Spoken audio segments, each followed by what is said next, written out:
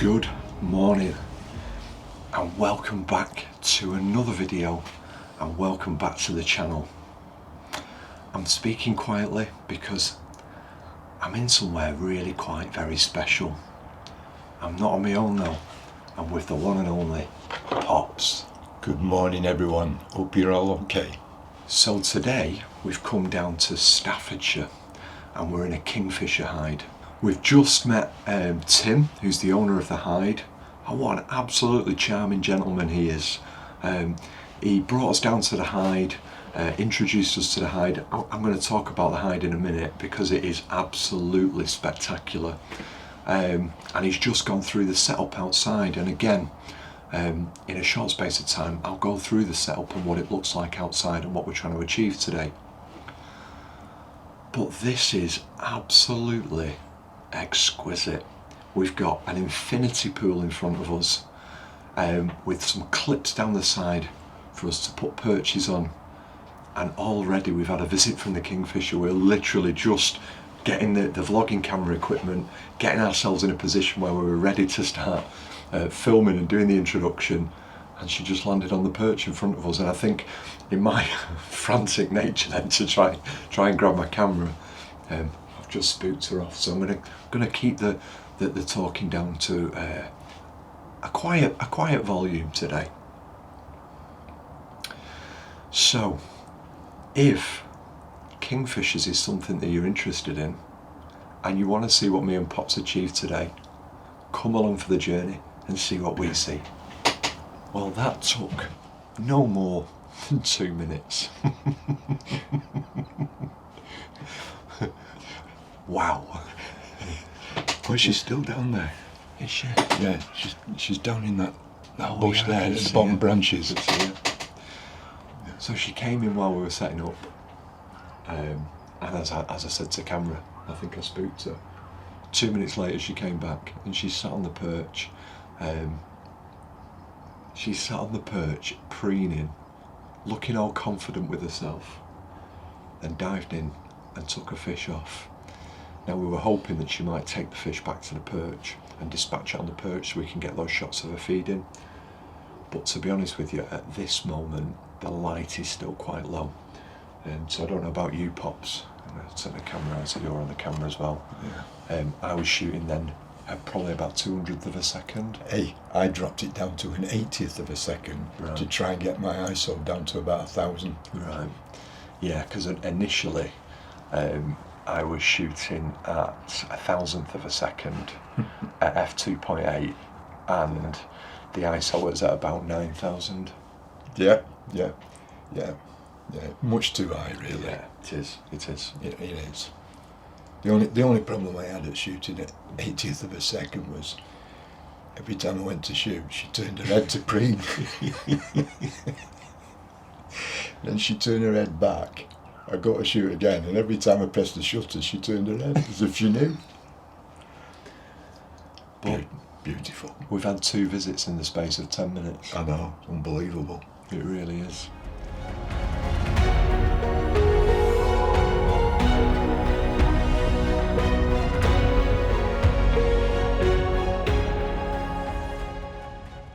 So not only have you got the Kingfisher at this hide, you've also got beautiful swans on the lake behind it, and they've got cygnets.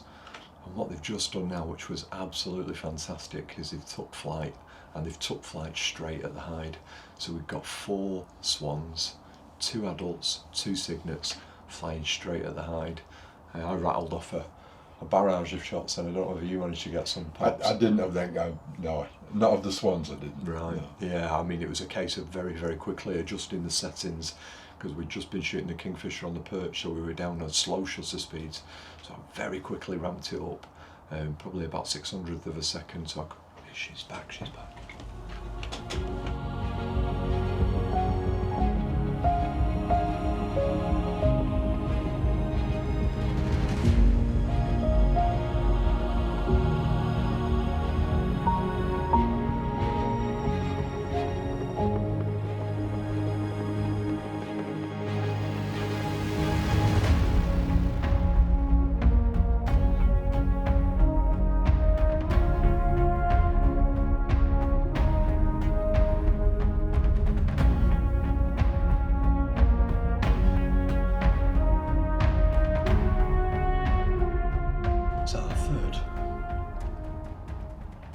Fourth visit. Fourth visit, and to just put that into context, we've been in this hide now for 40 minutes. That's a visit every 10 minutes, Pops. Have we been in here 40 minutes? I bet we haven't. We arrived at 7:30, didn't we? But I bet we were in here for about 8 o'clock by the time we'd done my drone footage and everything. I would have thought so. Yeah. So perhaps 20 minutes, or that's a minute. That's a dive every 5 minutes. Because I was going to say 40 minutes. That seems to have gone very, very quick. I know it's exciting watching these birds, but no, probably 20 minutes. Yeah. Ah, it's incredible though, isn't it? Yeah. I'm hoping that sky is just starting to lighten up a bit. There is, and there's a bit of colour in the sky as well, which is nice. Yeah. Some of them clouds up there are capturing just a glint of some golden light, aren't they? Mm. And there is little patches of blue, Dad. Yeah, I can just see it. But we're not going to complain about the light, are we? No, she's flew right across the lake. Oh yeah, I can see her go. There she goes. No, we never complain about the light. Well, you don't. I do. I think it's my number one gripe on this video is the light. So one of the things that Tim explained was that this is an old trout fishing pond, and what they were having to do was they were having to net it every year because it's no longer fished on at all. It's just an ornamental pond that Tim has it with the grounds of his house. And when they were netting it, they were taking out vast quantities of minnow and sticklebacks, and then they were putting them in the canal opposite. So what he's done is he's just changed the location that they're being retained really, and he's using them in the infinity pool to attract the kingfisher. So it's a completely sustainable way of approaching the kingfisher hide. He's not buying in minnows or sticklebacks from a farm or anything like that. Everything that is used here is coming from the pond directly in front of it. And what Tim did initially when he first started doing this was he had a little pop-up hide, a little tent hide, and he would swim out into the lake to put perches in, and he used no bait at all. But as we know with kingfisher, the minute you put in a new style of perch, kingfisher are incredibly curious. I can hear it. Kingfisher are incredibly curious, and they'll come to investigate that perch. So that was the method that he was using. And then as he's transferred it more into a commercial venture, obviously you need that more regularity of the kingfisher coming in, and he's certainly achieved that here. But I know that one of the questions that will be raised by viewers of the channel and by watchers of this video will be around the ethics of that, because obviously we are using bait to draw in a kingfisher, but the bait that's being used is coming directly from the pond in front of it. And one of the things that we've witnessed is the kingfisher fishing on the pond in front of us. So it's not just reliant on this infinity pool in front of us, it's actively hunting, as predators do, directly in front of us in the pond. And the way that he set up the perches, and they just clip in, clip out, and they're all. I mean, I'll go through all those when I go out and change the perch next time, and I'll go through it to camera. But you really, this is only limited by your own imagination, isn't it? It is, yeah. Which is fantastic, absolutely fantastic. And then this hide, I mean, I've come today with, as I always do with hides, long johns, thermal vest, you name it. I've got gloves, I've got hat, I've got coats, fleeces, everything. And when I was putting it all in the car, Pop said to me, "What on earth are you bringing all that for?" I said, "Well, we're in a hide all day, I've got to be comfortable." And you know that's my mantra. Pop said, "Well, there's a heater in it." There's a fire. I've took off my coat, my fleece, my gloves, everything. I'm still sat here and I'm boiling. So one of the things that I will say about this hide, if you come here, you do not need to, like we've done in the past, come equipped for the Arctic. It's lovely and comfortable in here. It's probably the most comfortable of hides I've ever sat in. But what I'll say is, when we come to be filming this afternoon and we're down to our underpants, just do not do it from, the waist down or anything like that. Just headshots. Oh, it wouldn't be a pretty sight. It'd be at least a PG rating, won't it?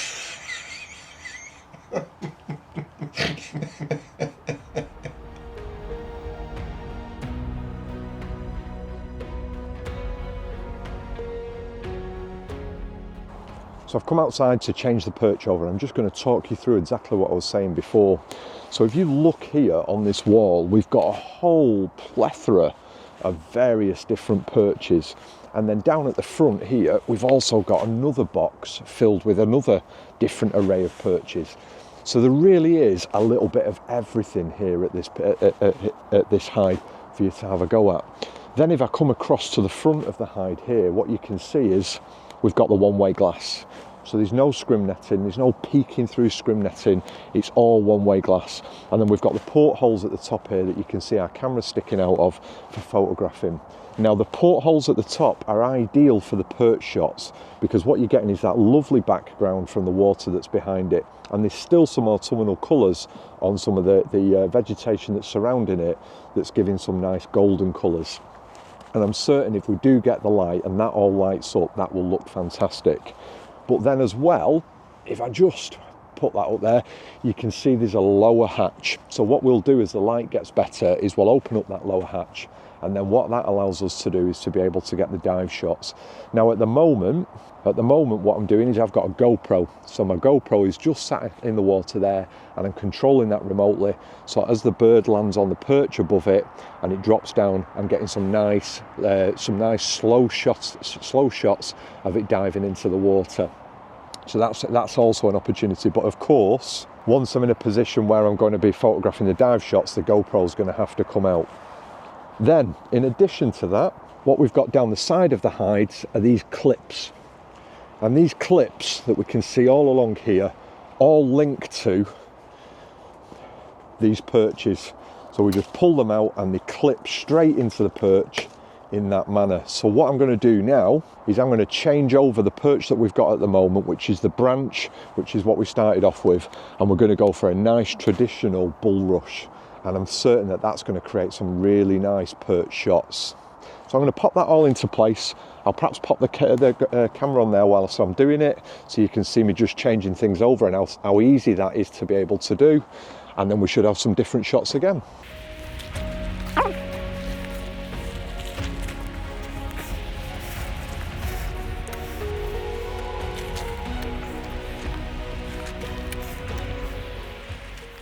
And it really is as simple as that. Move one out, take another one, clip it in, and we're ready to go. So let's get back in the hide and see if she turns up.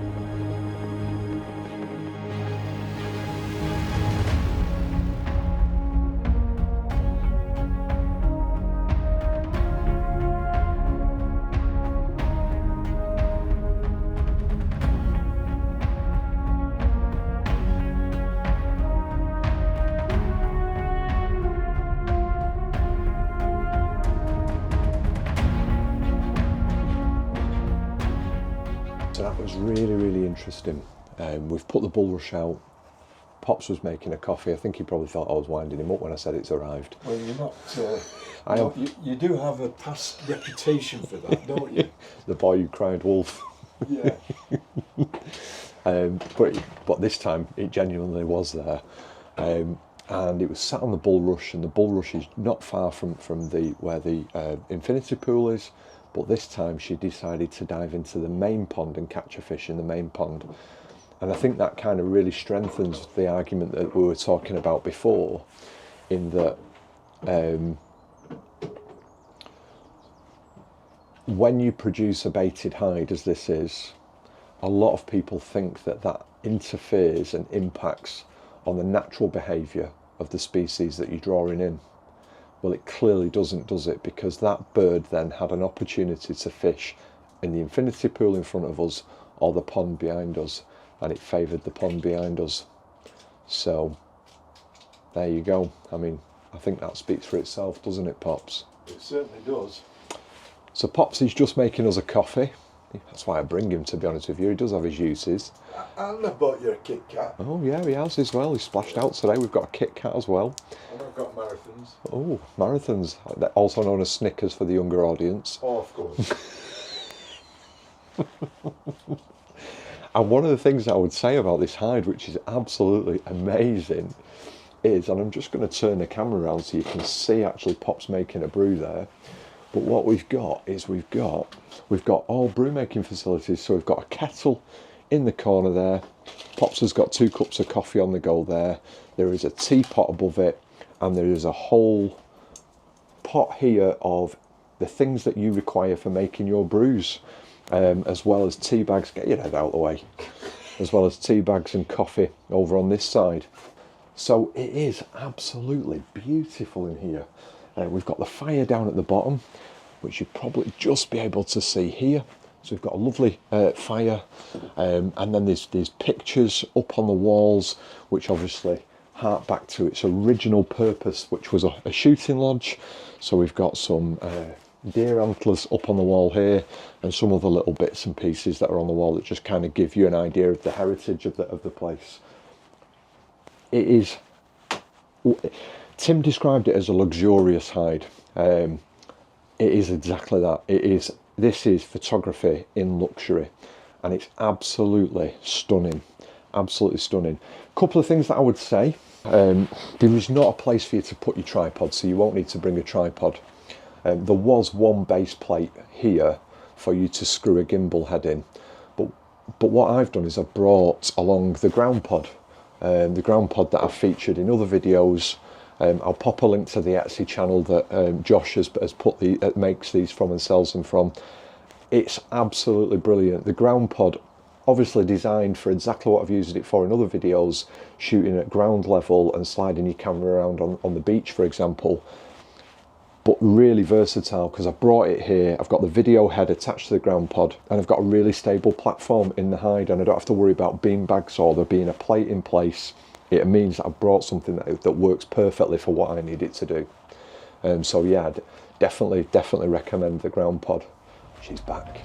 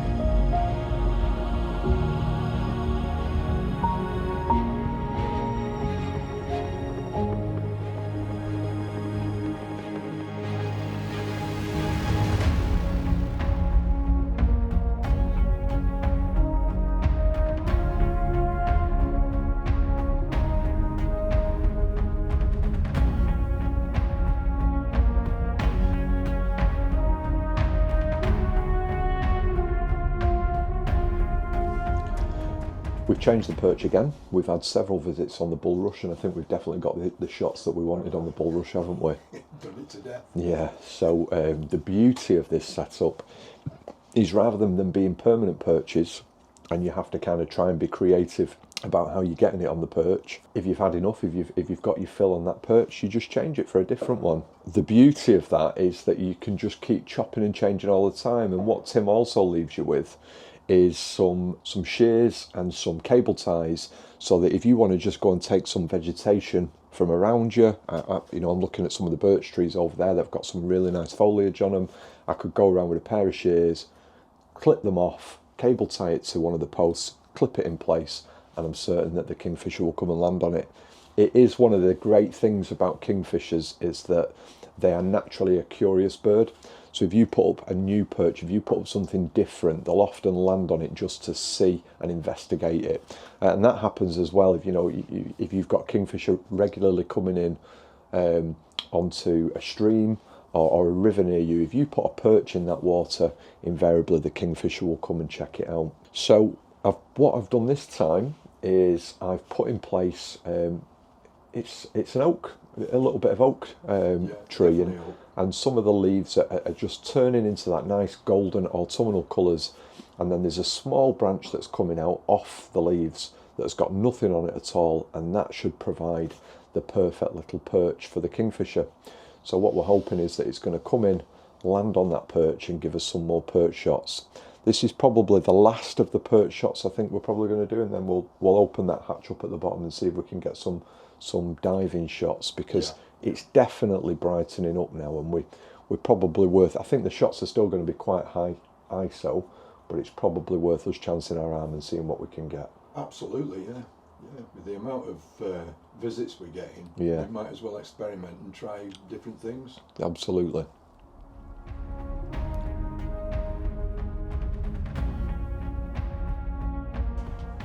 Well, we've switched to the diving shots now, so we've opened up the lower hatch. Initially I was shooting at 400mm and Pops was on the 70-200. Now the 400mm is getting some frame filling shots, but you can't guarantee where the bird is going to drop into the water. So it means that actually at 400mm there is so much margin of error that it's difficult to get the shot. However, at 70-200, and from what we've seen for the first initial shot, Pops has got some absolutely nailed, just where the beak is touching the water, which is exactly the kind of shot that we're looking for. We're looking for those moments where it's diving in and then keeping the trigger down, because even after it's dived in, when it's then coming out of the water and it's shaking the water off and it goes back up to the perch, you're getting some really, really nice opportunities to get the shot. So we're on triggers. Well, I remembered my trigger. I forgot mine. But I'm just working on my finger. And it's working fine, isn't it? Yeah. It's just a little bit more awkward because Pops is obviously having to... Well, I'm just watching the bird. I'm not looking at my screen. I'm watching the bird and just keeping my finger on it. Yeah. Because we've pre-focused on manual. That's right. So we've popped a stick in the water roughly where we think the bird will dive. We've pre-focused on that spot, turned the lenses off autofocus to manual, so you can't adjust that focus in, and then it's just a case of waiting for the dive and pressing the trigger. Fingers crossed we get some shots. I'm shaking. That was just absolutely sublime. It's moments like this, when you watch this, Jen, I need a second camera body. Don't you go and blame me. Pops has got his Z9 on his 400 and he's able to get the perch shots, and he's got his Z8 on his 70-200 for the dive shots, because I've only got the one body.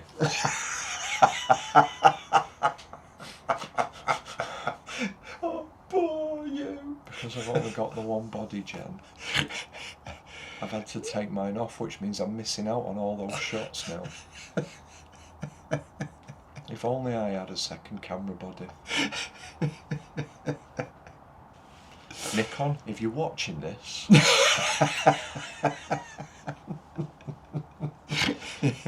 and you fancy a little bit of a sponsorship, I'm your guy.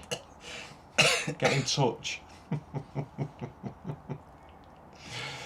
Oh dear me.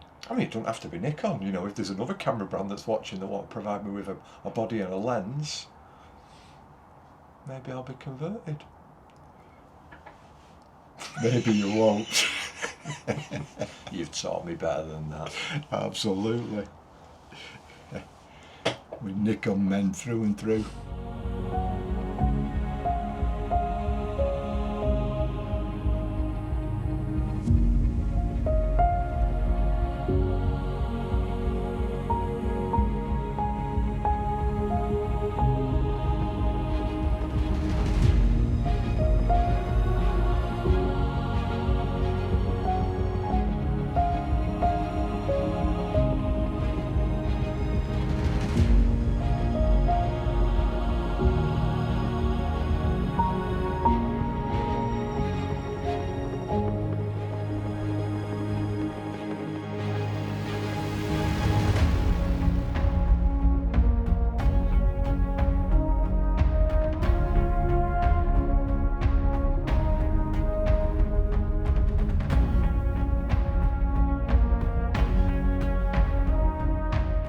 Well, we've reached midday.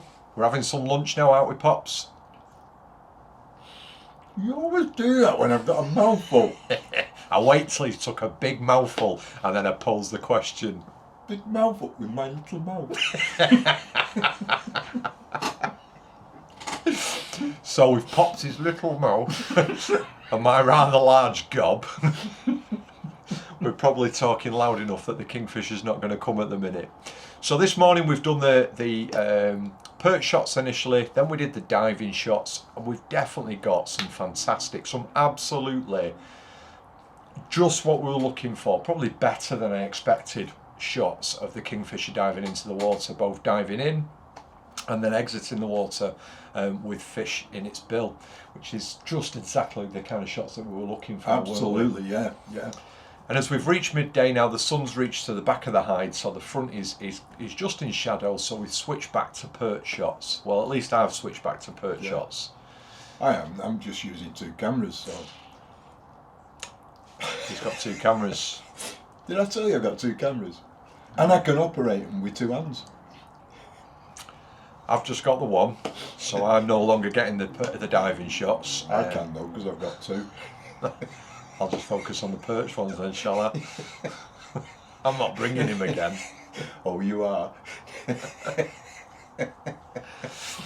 We've just also received a phone call from a very good friend of mine, Mike Phelps. And it was Mike who actually organised this trip for us today. He was the person that put us in contact with Tim, and he's working closely with Tim in developing this area. The Kingfisher is just the first hide of a number of hides that they have planned, and if this is anything to go by, what's to come in the future is going to be sensational. They've got huge areas of land that they're rewilding, giving back to wildlife, promoting and developing nature, and I'm certain from that then the spoils will come in terms of the opportunities for photography. So absolutely first class. A massive thank you to Mike Phelps. If you don't follow him on Instagram, I'll pop a link at the bottom.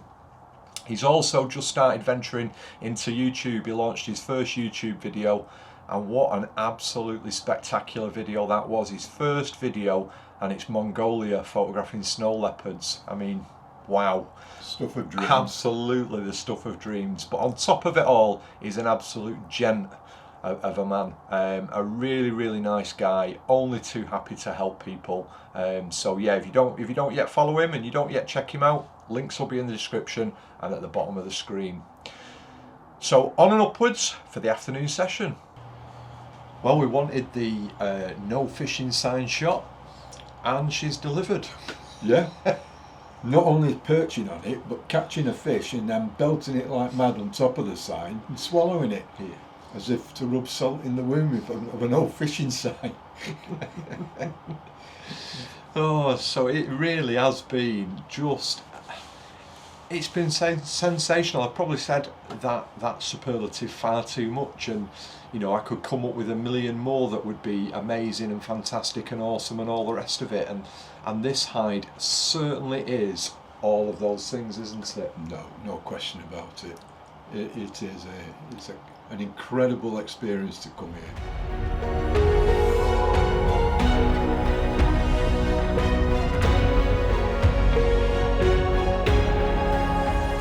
Another quick change up of perches. We're now onto a mossy branch, a mossy log, which should be quite a nice contrast against the kingfisher if it'll land on it. Tried to put this one at a bit of an angle, so rather than it be a vertical perch or a completely horizontal perch, we've got a diagonal. And the way that I've positioned it, the kind of the thought process behind that is, as close as possible, I'll try and get that branch coming out of the corner of the image, potentially out of the right hand corner of the image, going up diagonally through the centre of the image, and then I want the kingfisher looking across the log. So that's kind of the thought process behind it. Yeah. We'll just have to see if we can achieve I just need them swans to disappear, because I've got white blobs in on my screen. Yeah, they were behind mine. They were behind. Yeah, well, they seem to be sat there now. I know, they look quite comfortable. They do. It's because I threw a lot of bread in there before. I won't put it past you. Rat bag. Well, But just when you think this hide can't get any better, look at his face. We've just discovered that the chairs in here are actually massage chairs. Heated massage chairs, I might add. So you get a little controller.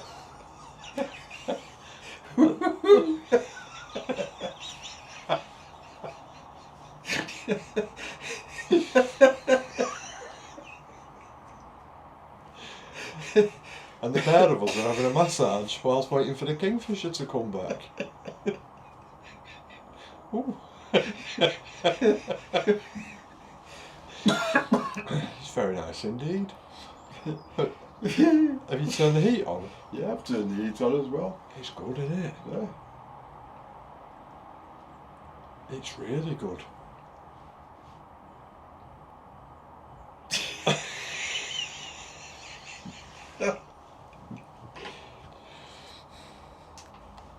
Oh, I've turned the intensity up.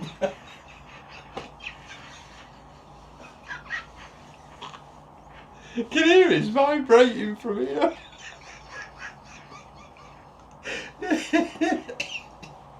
Oh dear. Oh, I'm gonna have to turn that down. The whole hide is vibrating.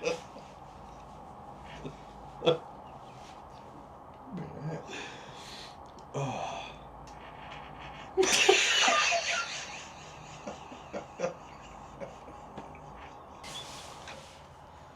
So we're going to draw the video to a close there. It has been an absolutely epic day. We have had visits pretty much within 5 minutes, maybe even sooner, of arriving at the hide, and they have been consistent all the way through into the afternoon. I think by the afternoon we'd had the best of the light and the best of the visits, hadn't we, Pops? Oh yeah, yeah. I think round about 2 o'clock, Yeah. sort of slowed down. Yeah. And then it's just been very quiet since then. But before that, it's just been non-stop action. Yeah. I mean, I'm not surprised it quieted down. I reckon, I was totting up, I think it's probably eaten about 20 sticklebacks while we've been here today. I mean, I know there's possibly more than one. We definitely saw 2 kingfishers at the infinity pool at the same time, so there's definitely 2 kingfisher in the area. So there's possibly more than one visiting, but even still, 10 apiece is a fair old bellyful, isn't it? It certainly, well, I mean, it twice. If it was the same one, twice it coughed up a pellet. Yeah, yeah. Which, when you think back, we'd never seen it do that No, before. I saw it was a couple of years ago when I saw it at Crime Lake. Yeah, for the first time. Yeah, and I wondered what the devil it was at first. Because they're a real sizable piece of... They're like a suppository. Yeah, they are. They're a big old pellet that comes out of them. But it was interesting how it did it. Yeah. You could see it was bringing its stomach up and down and working it together. How was it doing it? Give over now. Well, there was some head movement as well, wasn't there? How did it do it? Yeah, right. Were it like this? And then were it like this? Well, as you can see, we have had yet again an absolutely sensational day's photography, and as always, we've never stopped giggling the whole time that we've been in the hide. I would say it's been one of, if not the most comfortable hides I've ever been in. From the discovery of the massage chairs which are heated, the fire in the back there, the tea and coffee on that's available just behind us. It really is a well thought out. It's got Wi-Fi as well. If you're struggling with reception on your phone, he's put a Wi-Fi box in An here. electric point for charging up your batteries. Yeah, it's got absolutely everything, hasn't it? Yeah. So if this is a hide that you're interested in, check it out. It's Staffordshire Staffordshire_wildlife hides. They're on Instagram. Tim's developing it as we speak, and I know Mike Phelps is supporting him within that. And they're also looking at building some other hides. They're looking at putting together a buzzard hide, and there's lots of other things that are on offer, that will be on offer in the future as we move forward. And I'm certain as they develop, we'll come back and we'll do some videos of them, because if today's anything to go by, it would be absolutely fantastic. Tim, the guy that owns it, there is absolutely nothing that he can't do for you. Kingfisher's back again. How rudely were we interrupted by a kingfisher just then? Yes. Honestly, it leaves you speechless, doesn't it? It really does. I mean, Yeah. we thought it had kind of slowed up, and that was our natural ending to the day. And then, just as we're doing our final piece to camera, she lands on the perch right in front of us. I mean, we've got the light on in the hide now, so that the glass won't be one way. She would have been able to see us, and she had absolutely no problem whatsoever with hunting away in front of us. Absolutely remarkable. Yeah. So as I was saying before we were quite rudely interrupted, there is absolutely nothing that Tim wouldn't do for you. You know, he's on hand, he's rung to check in with us at the end of our session, making sure that we've had a fantastic day. He's really welcoming from the start, both him and his fiancée. They're due to be married in a couple of weeks' time, so all the best and congratulations for that. Yeah. So if you've enjoyed this video, you know what to do. Like and subscribe, please. Like and subscribe. I mention it on every video. We are fast approaching 7,000 subscribers, which is absolutely mind-blowing. It's phenomenal. It really is. It's mind-blowing, and we do appreciate every single person that clicks that subscribe button. It costs you nothing, but it really makes a difference to the channel. So thank you to all those people who do that. If you want to show that little bit of extra support, there'll be a link at the bottom of the screen now. We have a Buy Me a Coffee webpage. A massive thank you to all those people who go out of their way to support us that little bit more in buying us a coffee. I'll make sure there is a link to this hide in the description. I know I've popped them on the screen as I've been talking, but there'll be a link to this hide in the description. There'll also be a link to the Instagram page. Get on there and follow that. The shots that are being put up on there are absolutely wonderful. And from the wonderful Staffordshire and the incredible Kingfisher, until next time, ta-ra!